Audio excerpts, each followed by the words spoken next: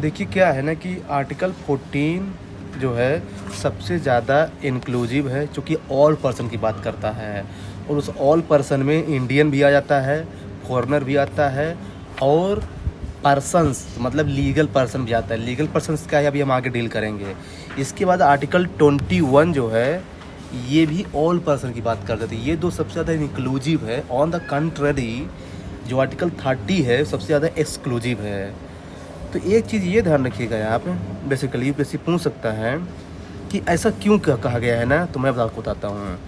देखिए जो आर्टिकल 14 है ना, इसका मतलब जो इक्वालिटी है, इसका मतलब आइडेंटिकल ट्रीटमेंट नहीं होता है।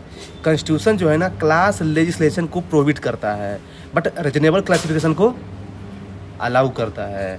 क्लास लेजिस्लेशन का मतलब क्या है, मतलब इसका मतलब ये है कि मतलब कि एक ग्रुप को प्रायोरिटी नहीं दी जाएगी दूसरे ग्रुप के कंपेरिजन में। जैसे मैं बोलूँ कि मैं महाराष्ट्र को ज़्यादा दूंगा सब्सिडी और यूपी को कम दूंगा, ऐसा इंडियन गवर्नमेंट नहीं कर सकता है।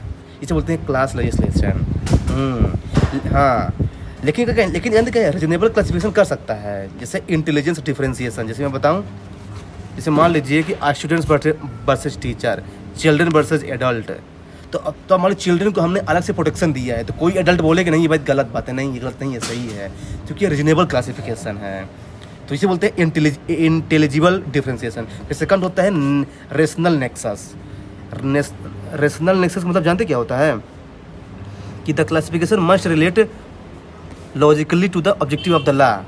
अब जैसे मान लीजिए कि आप साइकिल से चल रहे हैं, तो मैंने बोला कि आप हेलमेट मत लगाओ, लेकिन आप बाइक से चल रहे हैं तो हम लोग कि हेलमेट लगा लो, तो कोई बोले कि नहीं भाई इस मेरा डिस्क्रिमिनेशन है, नहीं, इसे बोलते हैं रेशनल नेक्सस, इसे बोलते हैं। तो क्या है ना कि ये सुप्रीम कोर्ट ने बोला है कि आर्टिकल 14 में रीजनेबल डिस्क्रिमिनेशन किया जा सकता है अंडर 2 कंडीशन।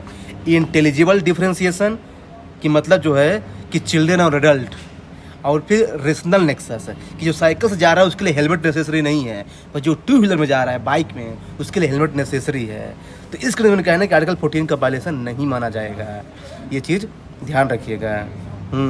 दूसरी चीज़ कि ये तो ठीक है, मान लीजिए ठीक, हाँ, तो ये जो दो टेस्ट है ना, ये जब फुलफिल होगा ना, तभी जो है ना आर्टिकल 14 जो है ना सस्टेन करेगा बेसिकली, ये सुप्रीम कोर्ट ने बोला है।